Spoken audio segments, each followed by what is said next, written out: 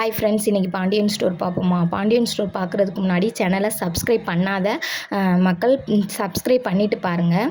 இப்போ என்ன நடக்குதுன்னு பார்த்தீங்கன்னா, பாண்டியன் ஸ்டோரில் ஹாஸ்பிட்டலில் இருக்காங்க. ஹாஸ்பிட்டலில் சரவணன் வெளியில் வெயிட் பண்ணிக்கிட்டு இருக்காரு. அவர் மனசளவில் ரொம்ப நொந்து போய் அவ்வளோ ஒரு வேதனையில் இருக்கார். அவரோட வேதனையை வெளியில் சொல்ல மாட்டாமல் இருக்கார். லேடிஸாக இருந்தால் அழுதுருவோம், அவர் ஜென்ஸாக இருக்கிறனால அழுகவும் முடியாமல் அழுகாமல் இருக்கவும் முடியாமல் அந்த சூழ்நிலையில் இருக்கிறாரு. அப்புறம் டாக்டர் உள்ளேருந்து வெளியில் வராங்க. சார், நான் போய் என் வீட்டுக்காரம்மாவை பார்க்கவான்னு கேட்குறாங்க. இருங்க சார், கொஞ்சம் வெயிட் பண்ணுங்கள் அப்படின்னு சொல்லிட்டு திரும்ப அவங்க கேட்குறாங்க. என்ன டேப்லெட் போட்டாங்களா, சாப்பிட்டாங்களா, எல்லாமே கேட்குறாங்க. எதுவுமே வீட்டில் தெரியலை.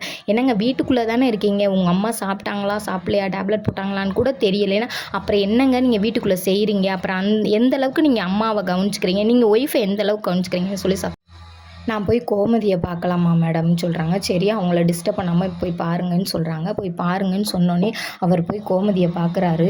ஐயோ, என் பொண்டாட்டி இங்கிட்டு அங்கிட்டும் அவன் ஓடி ஆடிக்கிட்டே இருக்கவளை படுத்த கிடக்கையில் பார்க்கையில் எனக்கு ரொம்ப மனசு கஷ்டமாக இருக்குது அப்படின்னு சொல்லி அழுகுறாரு.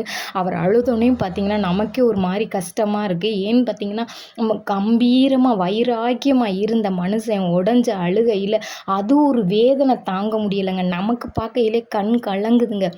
அப்படியே பார்த்துட்டு அழுக முடியாமல் தொட்டு தொட்டு பேசுகிறாரு. டாக்டர் வந்துடுறாங்க. சார் தொடாதீங்க சார் அப்படின்னு சொல்கிறாங்க. அப்புறம் எல்லோரும் வெளில போயிடுறாங்க.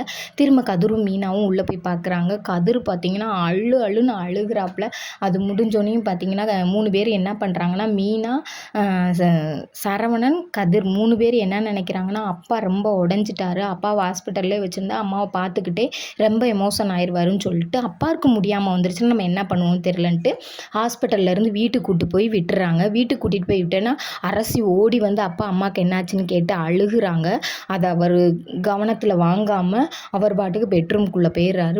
பெட்ரூம்குள்ளே போனோடனே சரவணன் சொல்கிறாரு, அம்மாவுக்கு ஒன்றும் இல்லை, ஆனால் மயக்கத்தில் தான் இருக்காங்க அப்படின்றாங்க. அப்புறம் பார்த்திங்கன்னா, ஐயோ, நான் இவ்வளோ நாள் இங்கே இருந்து என் பிள்ளைய பார்த்துக்கிறேன்னு சொல்லிட்டு வந்தேனே, என் மகளை இப்படி விட்டுவிட்டு நான் அடுத்த வீட்டுக்கு போயிட்டேனே அப்படின்னு சொல்லி அவங்க அம்மா அழுன்னு அழுகுறாங்க. அவங்க ஒரு பக்கம் அழுகுறாங்க, நான் இப்போ தப்பு பண்ணிட்டேனேன்னு சொல்லி.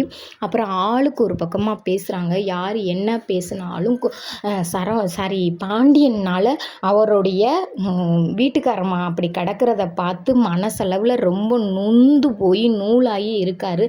அப்புறம் வீட்டுக்குள்ளே பெட்ரூம்குள்ளே போயிடுறாரு. அப்போ சரவணன் ஓடி வந்து, அப்பா ஒன்றும் ஆகாதுப்பா, அம்மாவுக்கு சும்மா தான்ப்பா மயக்கமாக இருக்காங்க, சரியாக போயிரும்ப்பான்னு.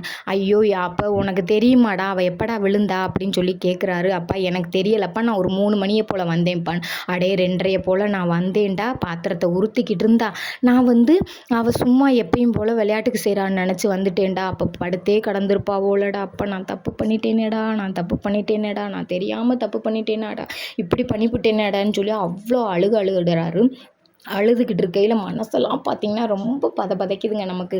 நீங்கள் இன்றைக்கி நாடகம் பாருங்களேன், பார்த்துட்டு எனக்கு கமெண்ட் பண்ணுங்கள் எப்படி இருக்குன்னு. இன்றைக்கி நாடகம் முடிஞ்சிருச்சு, ஆனால் இதோட தான் முடியுது.